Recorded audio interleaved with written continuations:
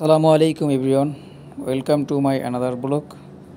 তো আজকে আমরা উইকেন্ডে উপলক্ষে অফিসের কিছু কলিগ মিলে যাচ্ছি ঢাকা টু মাওয়ার উদ্দেশ্যে। তো আমাদের সাথেই আজকের এই ডে ট্যুরটি উপভোগ করুন।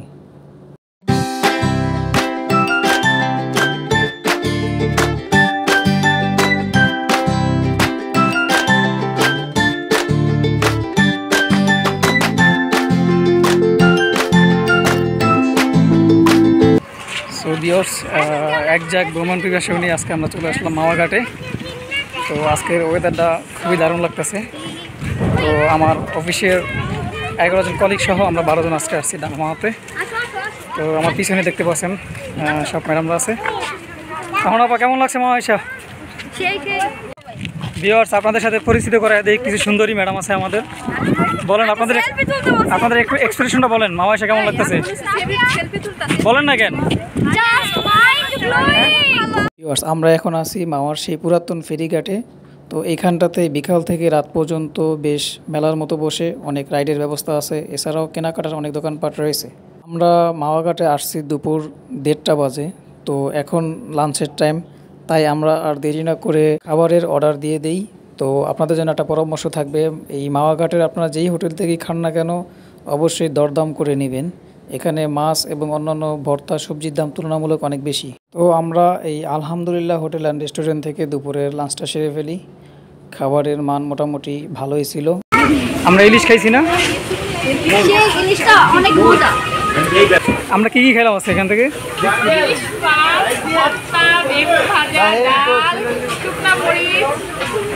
সব মিলিয়ে কেমন ছিল লাঞ্চটা বলেন?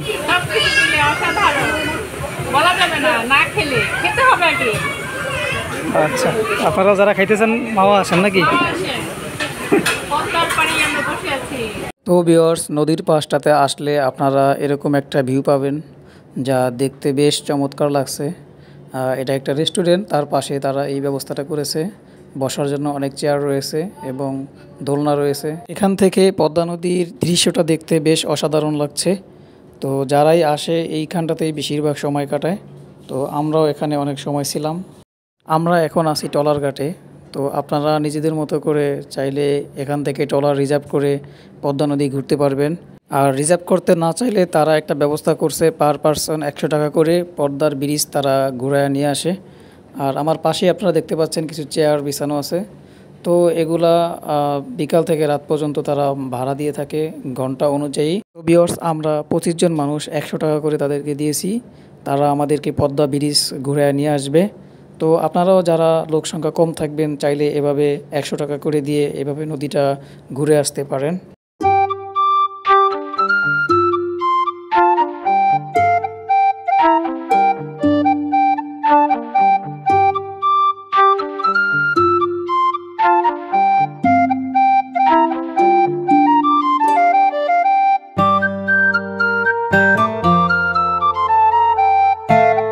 থেকে 15 মিনিটের জার্নি শেষে আমরা চলে আসলাম সেই পদ্মা ব্রিজের কাছে। তো কাছ থেকে পদ্মা ব্রিজটি দেখতে বেশ অসাধারণ লাগছে। পদ্মার ব্রিজ হওয়ার পর থেকে এই নদীতে বেশ বড় বড় চর হয়ে গিয়েছে, দেখতেই পাচ্ছেন আপনারা। তো ভিউয়ার্স, আমরা এখন পদ্মা ব্রিজের এক প্রান্ত থেকে আরেক প্রান্তের দিকে এগোচ্ছি। তো এই দৃশ্যটি দেখতে আমাদের কাছে বেশ মনোমুগ্ধকর লাগছে, কারণ এই নিচ থেকে পিলারগুলো দেখতেছি এবং রেল লাইনটা দেখতেছি। এই মুহূর্তে যদি একটি ট্রেন এখান দিয়ে যেত তাহলে দৃশ্যটি দেখতে আরও ভালো লাগতো।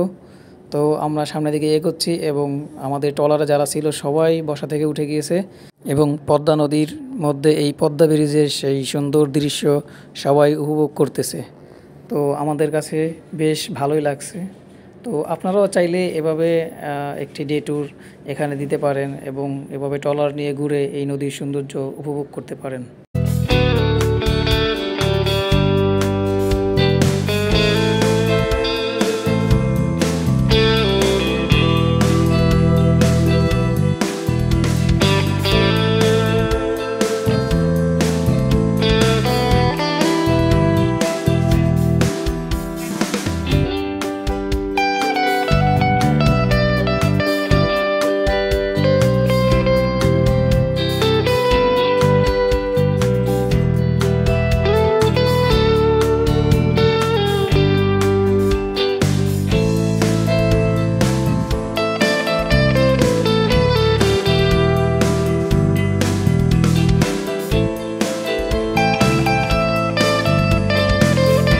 সো ভিউয়ার্স, এই ডে ট্যুরটি সম্পূর্ণ করে আমরা এখন চলে যাচ্ছি ঢাকার পথে।